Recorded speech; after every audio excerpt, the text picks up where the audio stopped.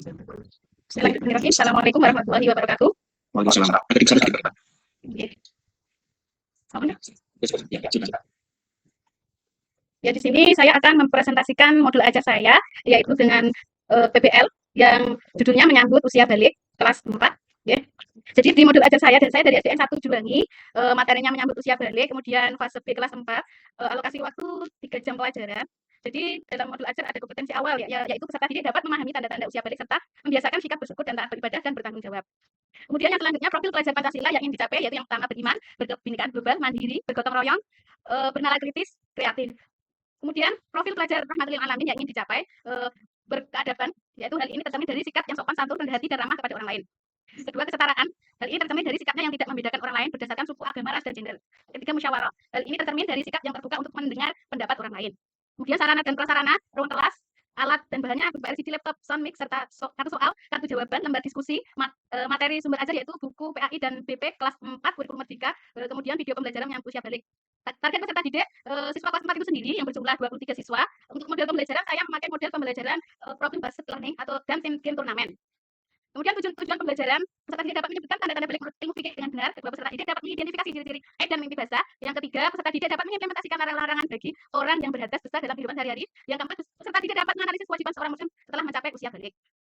Kemudian pemahaman bermakna, mengetahui tanda-tanda balik dan dalil-dalilnya dengan baik dan benar.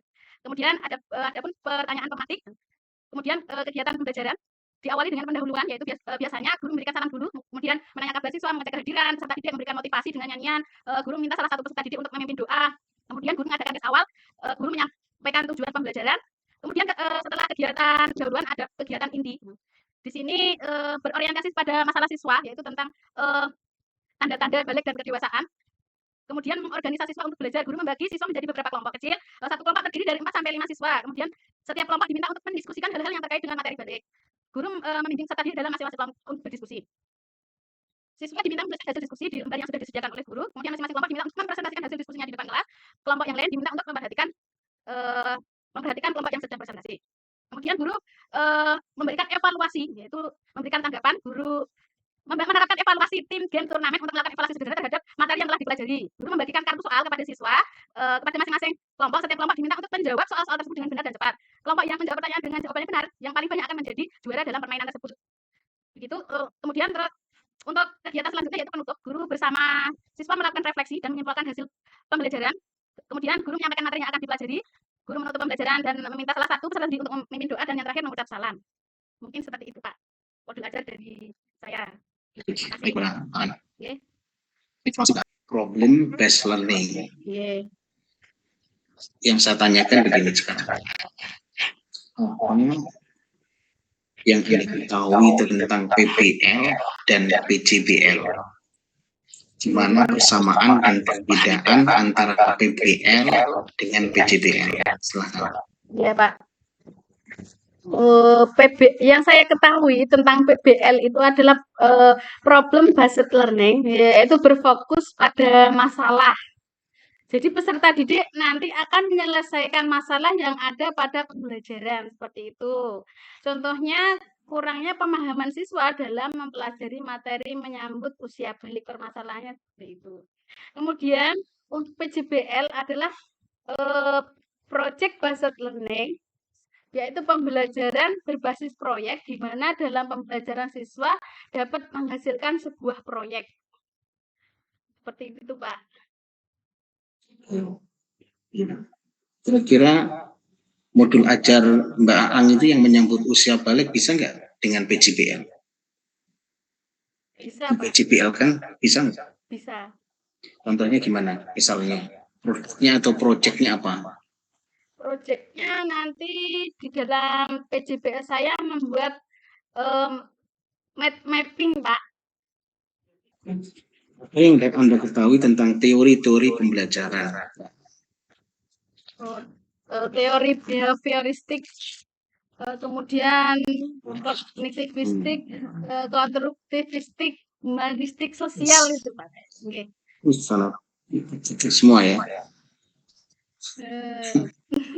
Coba sekarang Mbak Ang di mapping apa yang disebut dengan behavioristik?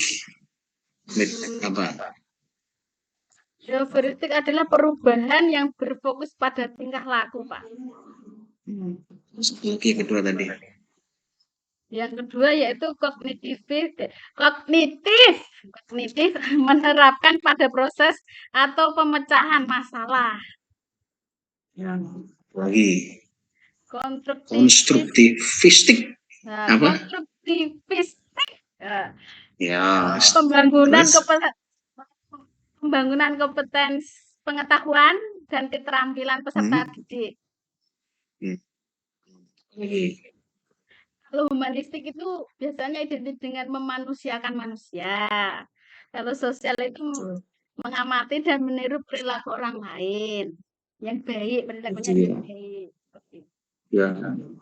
Jadi ada murid meniru perilaku Mbak Ang itu ya, humanistik sosialistik ya. Oke, yang terakhir, asesmen yang digunakan dalam asesmen pembelajaran itu apa aja kira-kira Mbak? Saya menggunakan asesmen diagnostik,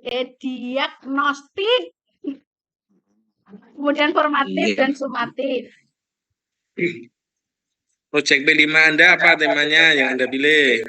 Kearifan lokal, Pak. Nah, outputnya apa itu?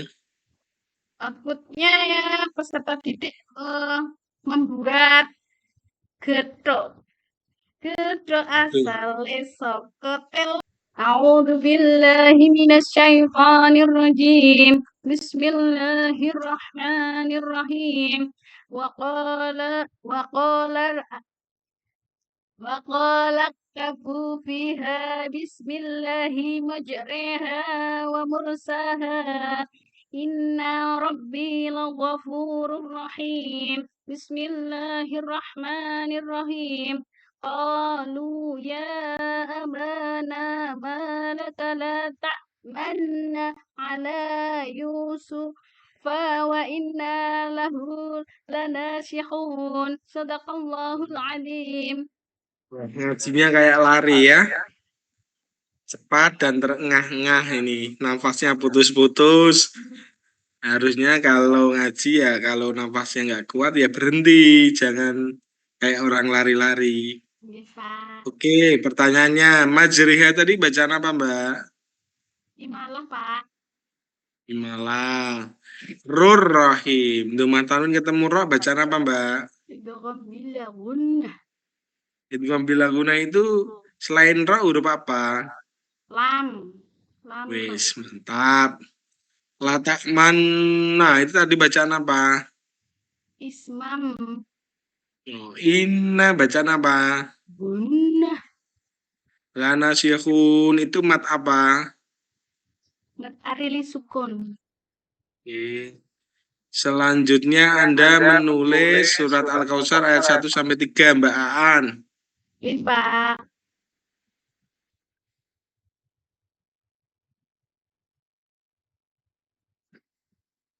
Satu menit ya. Ye.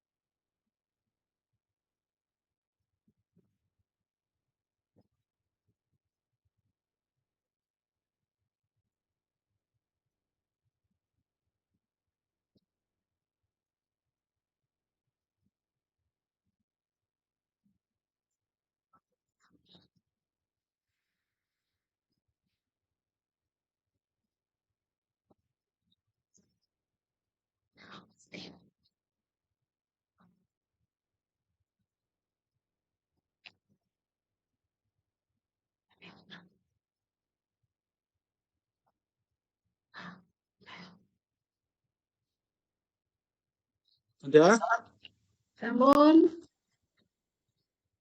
ditampilkan di layar. Nggak kelihatan Mbak. Ini, Pak. Kelihatan. Iya. Nanti difoto aja ya. Ye. Kirim WA. Nggih. Ya.